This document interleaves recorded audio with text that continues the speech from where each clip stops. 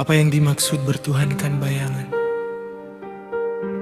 Bertuhankan bayangan bukan berarti menyembah berhala fisik, tetapi menghadapkan ibadah, keyakinan, dan pengharapan bukan kepada Allah yang hakiki, melainkan kepada gambaran tentang Allah yang dibentuk oleh ego, prasangka, dan hawa nafsu. Bayangan itu bisa berupa Tuhan versi pikiran. Allah dibayangkan sebatas konsep akal. Tuhan yang harus menuruti keinginanku. Tuhan yang hanya hadir saat aku butuh. Tuhan yang kubela tapi tidak kutaatkan dalam akhlak.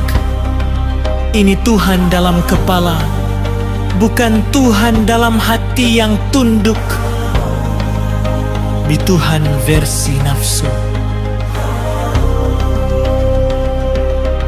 Ibadah dilakukan, tapi tujuannya ingin dipuji sebagai orang saleh, ingin merasa paling benar, ingin tenang secara psikologis, bukan tunduk secara ruhani. Allah dijadikan alat, bukan tujuan. Tuhan versi tradisi dan kebiasaan. Salat, zikir, amal dilakukan karena warisan keluarga. Lingkungan, rutinitas tanpa hudurul qalb, kehadiran hati, lisannya berkata lillahi rabbil alamin, namun hatinya masih berkata li nafsi. Inilah yang dimaksud bayangan. Ada bentuk ibadah, ada lafaz tauhid, tetapi cahayanya tidak sampai ke pusat hati. Mengapa ini bisa terjadi pada orang yang rajin ibadah? Karena ibadah tanpa makrifat mudah berubah menjadi kebiasaan. Dan ibadah tanpa muhasabah mudah berubah menjadi kesombongan halus. Rasulullah SAW sendiri berdoa, Allahumma arinal haqqo haqqan warzuqna ittiba'a. Ya Allah, perlihatkan kebenaran sebagai kebenaran dan beri kami kemampuan mengikutinya. Melihat kebenaran saja belum cukup, harus diberi taufik untuk mengikutinya. Jalan kembali kepada fitrah. Fitrah bukan sesuatu yang dicari keluar, tetapi sesuatu yang disingkap dari dalam. Meluruskan niat setiap saat. Tajdidun niyah, bukan sekali, tapi berulang-ulang. Ya Allah, aku beribadah bukan karena tenang, bukan karena ingin merasa dekat, tapi karena Engkau layak disembah.